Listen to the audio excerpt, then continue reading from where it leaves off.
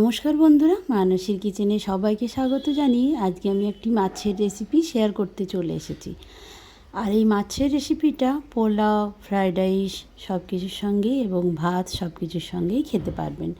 আর এইরকম একটা রেসিপি আপনারা যে কোনো দিন রাখতে পারেন। সামনেই জামাই ষষ্ঠী, মাছ মাংস তো আমাদের হয়েই থাকে বাড়িতেই, মাংসর সাথে সাথে এটাও পাশাপাশি রাখতে পারেন। এইরকম একটা রান্না। তো আমি বাজার থেকে মাছটাকে ভালো করে কাটিয়েই নিয়ে এসেছি, ভালো করে ধুয়ে রেখেছিলাম একটা বাটিতে। এখন লবণ আর হলুদ দিয়ে ভালো করে ম্যারিনেট করে কিছুক্ষণের জন্য রেখে দিচ্ছি।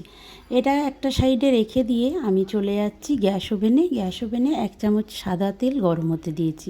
আর দেখুন একটা প্লেটে নিয়েছি কাজু 2 চামচের মতো, চারমগজ 2 চামচ মতো, একটা শুকনো লঙ্কা, 2-1টা দারচিনি স্টিক, আর কয়েকটা নিয়েছি গোলমরিচ, 2টো এলাচ, আর দিলাম 1 চামচের মতো গোটা জিরে। এবার এগুলোকে তেলে দিয়ে একটু ভাজা ভাজা করে নেব।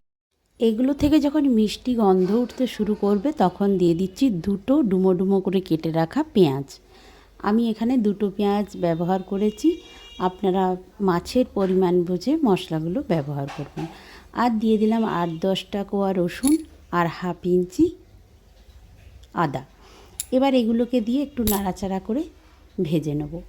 এইভাবে যদি রান্না করা হয় রান্নার টেস্টটাও একটু অন্যরকম হয়, আর মশলায় যে কাঁচা গন্ধটা থাকে সেটা কিন্তু পাওয়া যায় না। এটা তো ভেজে নিয়ে মশলা করা হবে, তাই এটার কোনো কাঁচা গন্ধ থাকবে না। তো এবার ওই চারমগজ আর কাজুগুলোকে দিয়ে দিলাম। এটা দিয়ে একটু নাড়াচাড়া করলেই আমি জল দিয়ে এটাকে একটু নরম হতে দেব। সামান্য একটু ফুটিয়ে জলটা ফুটে গেলেই তারপর এটাকে গ্যাসের ফ্লেমটাকে বন্ধ করে দিয়ে ঠান্ডা করতে দেবো। দেখুন একটু নাড়াচাড়া করে ভাজা ভাজা করে নিলাম সব কিছু। এবার সামান্য একটু 1 কাপের মতো জল দিচ্ছি। খুব বেশি জল দেওয়ার দরকার নেই, শুধু মশলাগুলোকে একটু নরম করে নেব। এবার এটা দেখুন ফুটতে শুরু করেছে, নাড়াচাড়া করে নিচ্ছি। এবার গ্যাসের ফ্লেমটাকে বন্ধ করে ঠান্ডা হতে দিতে হবে। ঠান্ডা হয়ে যাওয়ার পরে আমি নিয়ে নিচ্ছি এটাকে মিক্সির জারে। আর এখানে দেখুন 2 চামচের মতো টক দই আছে, আর কয়েকটা কাঁচা লঙ্কা দিয়ে একসাথে মিক্সিতে আমি ঘুরিয়ে নেব। এইভাবে যদি টক দইটাকে মশলার সাথে ঘুরিয়ে নেওয়া যায় তাহলে তেলে দেওয়ার সঙ্গে সঙ্গে যে ফেটে যাওয়ার একটা টেন্ডেন্সি থাকে সেটা থাকবে না, রান্নাটাও ভালো হয়। দেখুন আমি কড়াইটা গরম হতে দিয়েছিলাম, সরষের তেল দিয়ে দিয়েছি। আমি রান্নাটা সরষের তেলে করব। পরিমাণ মতো সরষের তেল দেওয়ার পরে মাছগুলো দিয়ে আমি নাড়াচাড়া করে, মানে একটা পিঠ ভাজা হয়ে গেলে আরেকটা পিঠ উল্টে দিয়ে আমি 2 পিঠ ভালো করে লাল লাল করে ভেজে নিচ্ছি। মোটামুটি কড়া করে ভাজবো, খুব বেশি কড়াও না আবার খুব বেশি হালকাও না। এইবার দেখুন একটা পিঠ ভাজা হয়ে গেছে, আরেকটা পিঠও ভাজা হয়ে গেছে। বাকি মাছ যেগুলো ছিল সেগুলোও দিয়ে দিচ্ছি। তারপর মাছ ভাজা হয়ে গেলে ওই তেলে আমি, দেখুন মাছগুলো ভাজা হয়ে গেছে দেখিয়ে দিলাম। এবার ওই তেলে আমি দিয়ে দেবো যে মশলাটা তৈরি করে রেখেছিলাম সেটাকে।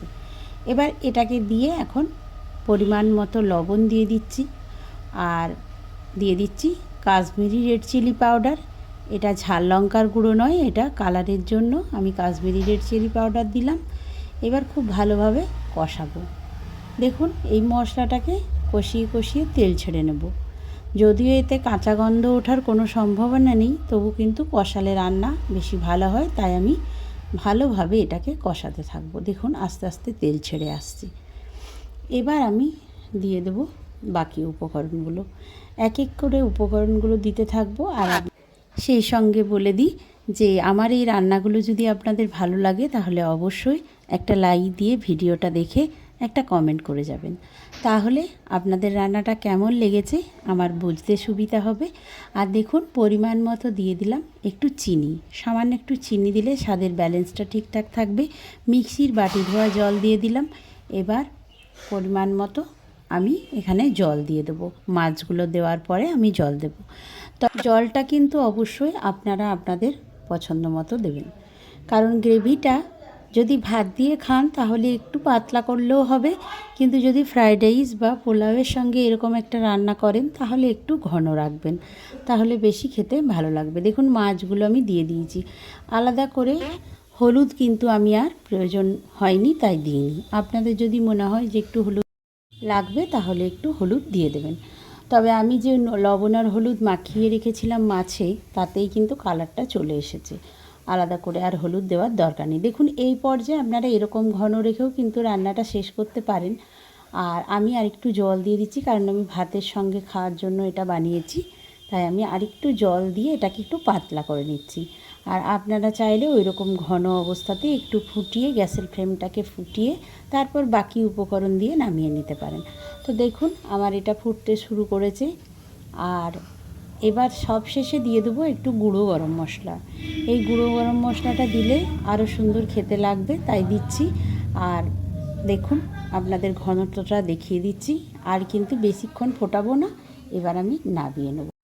সামনেই জামাই ষষ্ঠী, আবারও বলছি আপনারা কিন্তু এই রেসিপিটা মাংসর পাশাপাশি রাখতেই পারেন।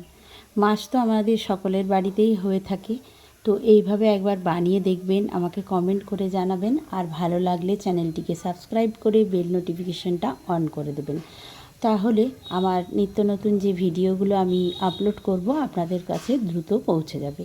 এবার দেখুন আমি নামিয়ে নিচ্ছি একটা প্লেটে। আর এটা কিন্তু আপনারা যে কোনো বড় মাছ দিয়েই বানাতে পারেন, রুই, কাতলা বা আরও অন্য কোনো মাছ দিয়েও আপনারা বানাতে পারেন। আর ঘনত্বটা আপনারা আপনাদের পছন্দ মতো ঝাল, ঝোল, টক এসব তো অনেকভাবেই খাওয়া হয়, অনেক রকমভাবে মাছের করা হয়, কিন্তু এই রকম করে যদি খান তাহলে কিন্তু যে কোনো কিছুর সঙ্গেই খেতে পারবেন। সবাই ভালো থাকবেন, সুস্থ থাকবেন। আজকের মতো এই পর্যন্তই। আবার অন্য কোনো দিন অন্য কোনো রেসিপি ভিডিও নিয়ে আপনাদের সাথে শেয়ার করতে চলে আসব। টাটা।